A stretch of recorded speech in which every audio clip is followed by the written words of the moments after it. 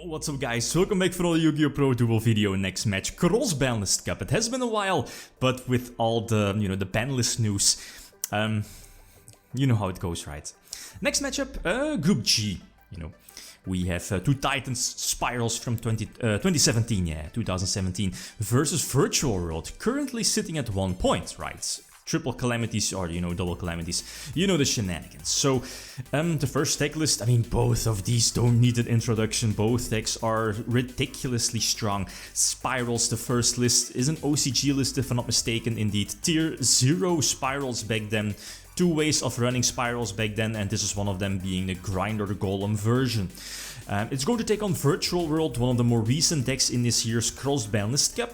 Again, a deck that it doesn't need an introduction, right? With, Powerhouse being true king of all calamities. So which deck has the advantage? And you saw here in the percentages from the previous video, or, the votes in the community tab, is that most people see Spyrals having the advantage. Personally, I found that, well, before this matchup, I found that interesting because, well, you know how it goes. The more recent deck, in theory, should have the advantage over the older deck, mainly because of the side deck also.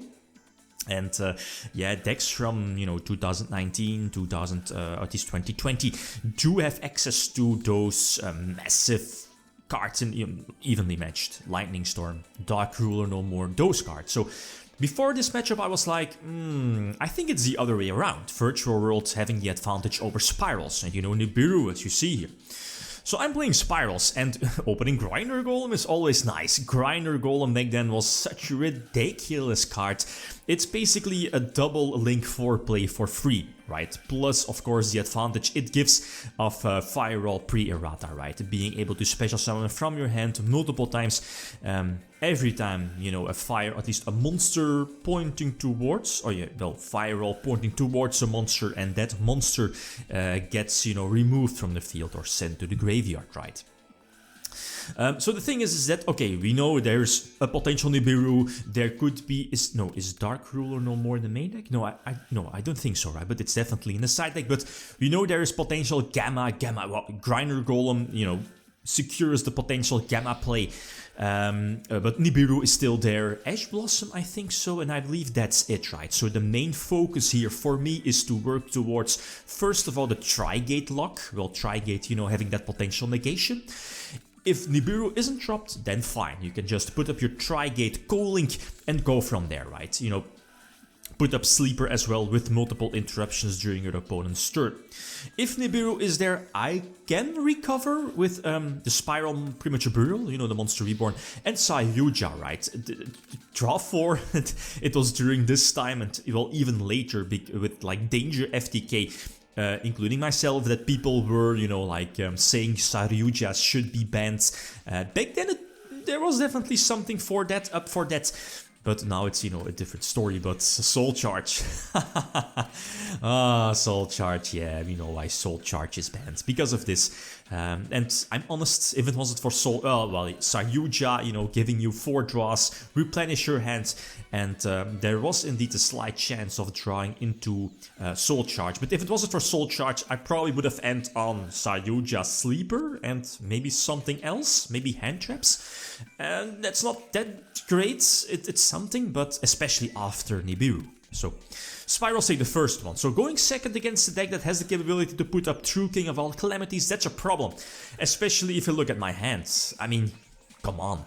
There's one Destrudo, there's one Ravine, and, well, quite convenient, the one of the Strudel is the only target for Ravine, so that's not good.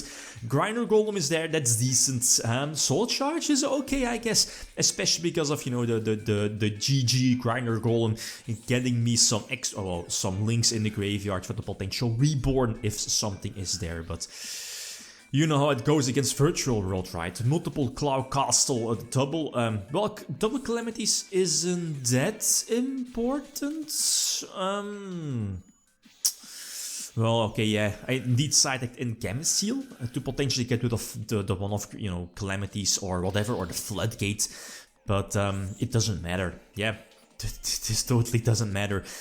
Calamities already activated the effect, so and that's the thing, right? Calamities again prevents your opponent from fully playing the game. Well, the both decks kind of do the same. But yeah, you know what I mean. So game number 3, and I was like, oh, relax, Grinder Golem. Oh man, I mean, back then, back in 2017, again, as I mentioned before, there were 2 ways to play Spyrals. I can't remember which way in the OCG was the most preferred one. It was 50-50, I think, not sure.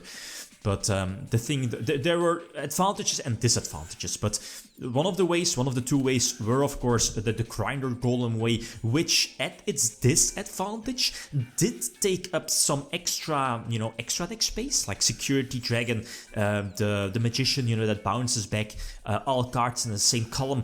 I'm not sure the other Spiral build didn't have that problem, right? Like running stuff like Baguska, which this version didn't have the space for that. So pretty much the same way, but now at alright, yeah, Double Helix got negated. That's how it goes, right? If your Double Helix gets negated by Ash Blossom, by Veiler, that's such a huge, that's indeed a huge blow, but I can recover. There's still Soul Charge, there is still Yugioh, draw 4, and, go from there. And I'm still able to set up the potential, co-link. There is no extra link, but, the potential co-link with Tri-Gate, and of course the Sleeper for interruptions. That's very, very strong, right? Oh, and plus this one, right?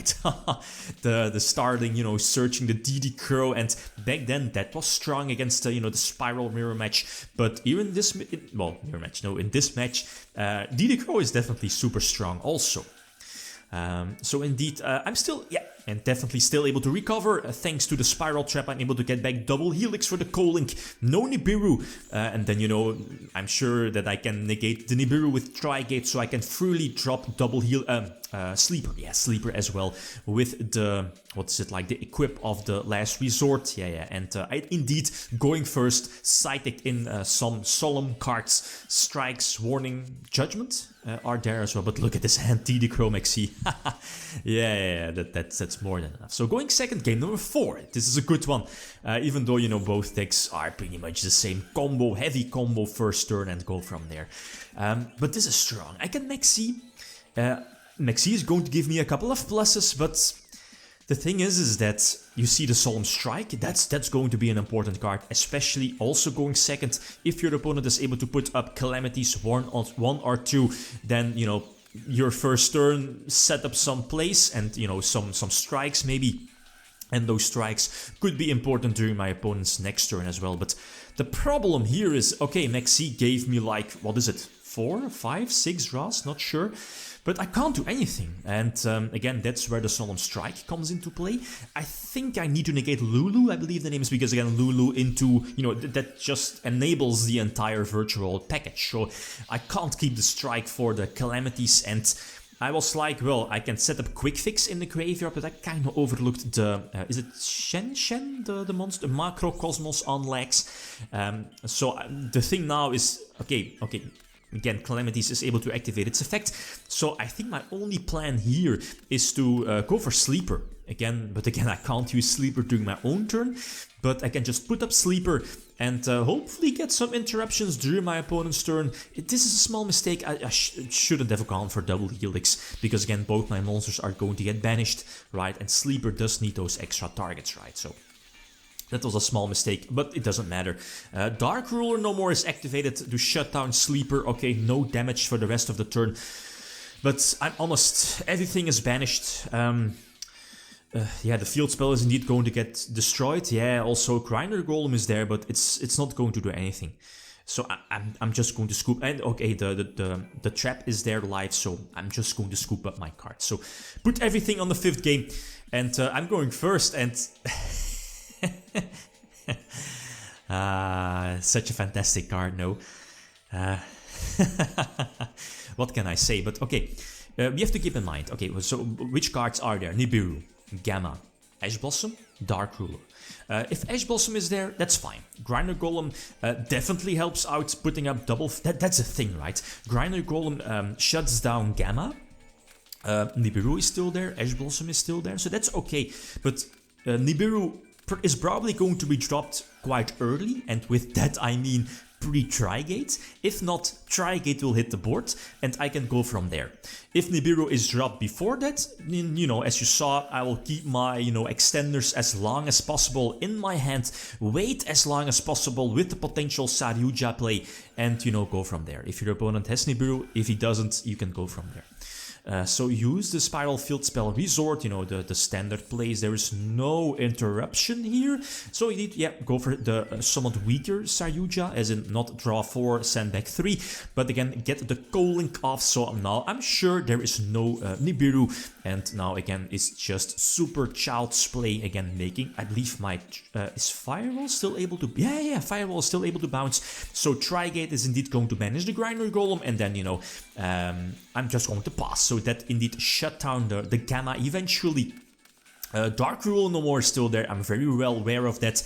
There is some interruptions even with Dark Ruler. I do have the Spiral Utility Wire to, you know, bounce something back, plus a DD Crow. So it's not that bad if Dark Ruler no more is there. But it wasn't no Nibiru, and even with Nibiru, Spiral is definitely able to play around that. But a good match.